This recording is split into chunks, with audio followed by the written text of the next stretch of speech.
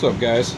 Alright, we are doing the front axle seals. Now, I already have it apart. I was going to take it apart and show you, but I had a little trouble getting the correct seals. But as you can see, I got them. Had to get them at Chrysler. They were $26 a piece. Crazy. Napa, AutoZone, that place, they don't have them. It's a Mopar part. But if you order them online at 4wheel.com or whatever, it's about 10 bucks a piece. So I'll put the link up for that. I should have done that ahead of time. And I'm also going to throw these on while I have it. These are the outers. These are like an aftermarket product. They go on the axle shaft right here. So we'll be removing this. This really does nothing. And that goes right up inside. And the new aftermarket won't let any water or mud or whatnot getting down in there. There's a good and bad to these, I think. One, with these on, I won't know if these fail. So I'll have fluid in the shaft without knowing. So I have it apart. One thing to do while you have it apart too, clean it out, let it dry, and I hit the inside of the tubes with some Rust-Oleum. Let that dry, because you know, you look down there and I painted it, cleaned it. It looks good now. It was filled with mud and junk, and it was pretty bad. So once you get the shafts off and everything, I would suggest clean it out, shoving stuff down there, let it dry, and then hit it some black paint. Let that dry and whatnot, and then we'll put the seals in. I'll show you what you need to put the seals in. It's always best to do the short side first, the driver's side. So right here, because we have to have a long pipe to go all the way through this tube, all the way through into here to seat it in, instead of the driver's side, which is very short. So I'd rather put the tube through and then put like some extensions going in through the new seal to pound this one in. So I'll show you what you need. Definitely need a long pipe, something. There are seal kit that you could buy to put right on and hammer them in, but you still need extension to get into these. But I'm just going to use a 36mm socket.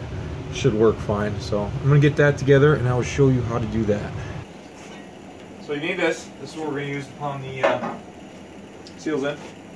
It's like 36, like I said. That's right in, pretty snug. 36 will work a little better. So we're going to take this pipe, put it right down the drive shaft of the passenger side. You can see I got a little extension to go right in here, and we're going to literally pound it right into place. So we'll get this set up and I'll show you what it looks like underneath. Alright guys, so got the pipe through. Now we're going to take our socket with our extension on there, and we'll back the pipe up a little bit. Alright, push on the pipe a little, so it's right there. So now from that end we'll be able to hammer on it. Now we're going to look over here and take our new seal and put it right up in there. Make sure it's straight.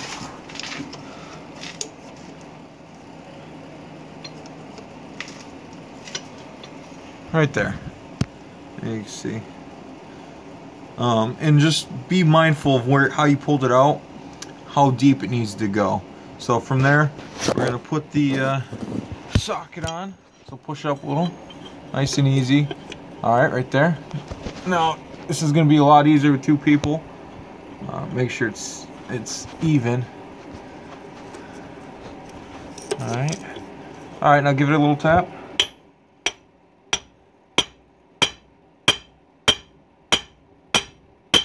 Keep going a little harder. Alright, hold on. We'll see if it's seated right. Yeah, this is, you want to be careful of that. But yeah, you see it's stuck in, so from there we'll just push it in. Okay, a little trick I'm going to do. Might not be a trick, whatever. Take the old one, put it right up over the new one. That'll protect it, and we'll hit it that way, unless you have a seal kit. That way, you know, you see the brass here sits on the brass and it pushes that whole ring, so you're not pushing it on the seal. And we'll push it in a little more. I gotta go in, you know, 1/4 of an inch yet, so let me do that. Alright, and that's what it looks like. You know, you just gotta make sure it goes in evenly, and that's where the old one was. I don't know how yours is gonna look. Might be a little more, a little less, but I hope we can get that view. You see, it's just a hair in, and that's it. So now we're gonna pull the pipe out, and I'm actually gonna get some extensions and put extensions in through here instead of the big pipe, because you really don't want to ruin this. And also make sure you put some oil on there before. Obviously it's gonna get lubricated, but I put a little on before you even put it in. So I'm gonna grab some extensions, show you, and we're gonna go through this way and pound into this one now. Alright, so change of plan. Because of restrictions, I do not have the right amount of extensions for it. So I'm gonna have to use a pipe, which it's very sketchy. Luckily I have 2 people, but you see it's resting in that seal. I wouldn't recommend doing this. I would get extensions or something skinnier to go through here, but we're gonna do the same thing. Put the new one in, make sure it's, you know, pretty solid. Get it in place. When you're getting it in place too, try to make it as center as possible, so when you start hammering, you can get it straight. And we're gonna slide this in. Alright, push forward. Easy, easy, easy. And like I said, with this one, I use one of the old seals to push in, and that's it right there. And then we're just gonna hammer it in and seat this one in also. Alright, and that's it. That's right where the old one was, and you know, make sure there's grease right around, and that's how you do it. Now I'll show you how to put the carrier back in. Your clamps, always make sure if you pull them out, those go on a very certain way. So definitely a good idea to make sure you mark them. Like this one has the U up. That tells me I am going, there's a U up right sketched in there, so it goes this way. Same with the other one. The other one's a U to the right, and there's a U to the right. Let's see if you can see it right there. So those are very picky. And obviously make sure it's nice and clean. Add a little oil. I'm going to wash it out, hit it with some brake fluid, wipe it all down, and we'll put the carrier in. Alright guys, so got the carrier. Before you put it back in, you know, obviously when you took it out you should check, you know, make sure the bearings are good. Put some lube around on both sides. Put the bearing housing there. Don't forget the shims. Big thing. This was simple, the stock. See if I can get it up there. You go right there. You know, this one had one on each side. It doesn't matter which one, they're exactly the same thing. So get the shims in, put the carrier back in. I'm going to need both hands, so we got to pretty much get it right up in there, get it in place, and then we're going to put our well, I'm not even remember what they call these, but we're going to put these back on, and then the bolts. I looked up the bolt torque for these, and it says 80. That seems like a lot, but make sure you have a torque wrench. If not, you know, they need to be snugged up. So I definitely suggest getting a torque wrench. But let's put it up in there and go from there. Alright, that's what it's supposed to look like right there. You see the shims. I actually had a little bit of trouble getting the shims in. You can get one in and slide the carrier in without a problem. The second shim, it was sticking out a little bit, so I took a a small bar and a hammer and just kind of gave it a couple taps, and it pushed itself right in. Don't hit the race or anything. You really don't want to scrape anything up. So it's pretty good. Now I didn't mess with the back, so my backlash should be the same. Unfortunately, I don't have a backlash tester, and if you don't know what backlash is, look it up on YouTube. I don't actually have an account, but it's my play from up and down right here. There really was no play. I have a little bit, and that's exactly the feeling it was before. Now I can't tell you exact number of what it was, obviously, because I don't know, but you want to make sure if you have up and down motion before you take it apart, you want the same amount of back and forth motion when you put it back together. That's the backlash. So we're gonna put the pins back in.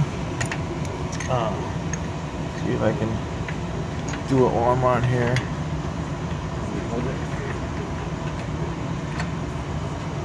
But just thread one. There we go. See if I can get a better view from up here. I'll hold it.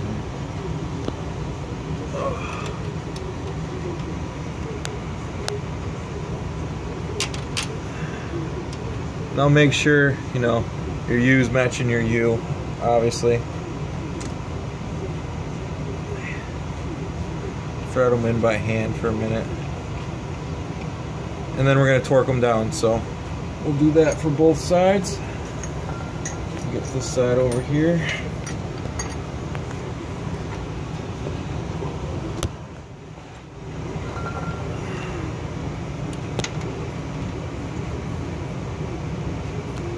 Make sure you put them in by your fingers first. Bottom one. So just like that. And then again, you make sure your stamps. That's my U up. Right there's my U up. And over here is my U to the right, U to the right.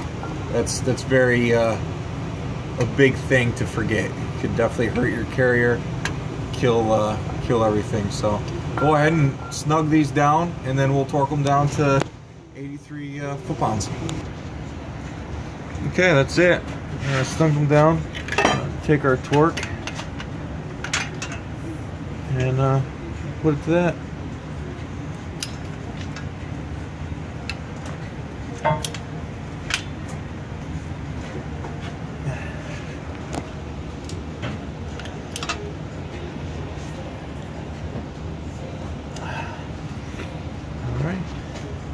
I'm actually going to double check on the torque because I don't think it's 80 pounds. I'm going to check that and I'll be right back. Alright guys, I'm changing that torque to, what do I got it at? I think it says 50. Yeah, that's what I just put. So I found 50. There's a couple different ones. I know it wasn't terrible to get off, so we're going to go with 50. And when I'm done with all this, I'm going to try to find the exact torque. But torque the 50 seems pretty good. I'm going to go with that. JK. It was on JK forum, I found it. So we'll try that and go from there. But go ahead and torque them all down. Let's see.